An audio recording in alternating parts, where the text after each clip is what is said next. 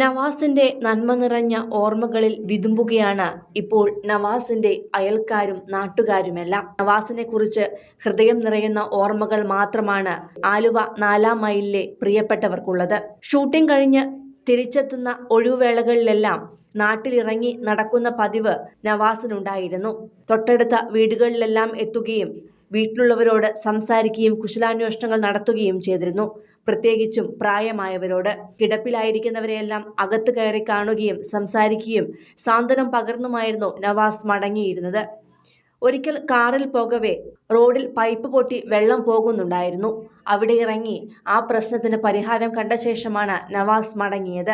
നവാസിന്റെ വീടിന് തൊട്ട അയൽവക്കത്തുള്ള ഒരു ചേച്ചി വലിയ ഓലമടൽ വാക്കത്തി കൊണ്ട് വെട്ടിയെടുക്കുകയായിരുന്നു. അങ്ങനെ വെട്ടിയെടുക്കാൻ പ്രയാസപ്പെടുന്നത് കണ്ട നവാസ് അവിടേക്ക് എത്തുകയും അവരെ സഹായിച്ച് തിരിച്ചു പോവുകയുമായിരുന്നു. അന്ന് വളരെ സ്നേഹത്തോടെയായിരുന്നു അവർ സംസാരിച്ചതും. ഇത്തരത്തിൽ ചെറുതും വലുതുമായ ഒട്ടനവധി കാര്യങ്ങൾ നാട്ടുകാർക്കും ബന്ധുക്കൾക്കും പ്രിയപ്പെട്ടവർക്കുമെല്ലാം നവാസ് ചെയ്തു നൽകിയിരുന്നു.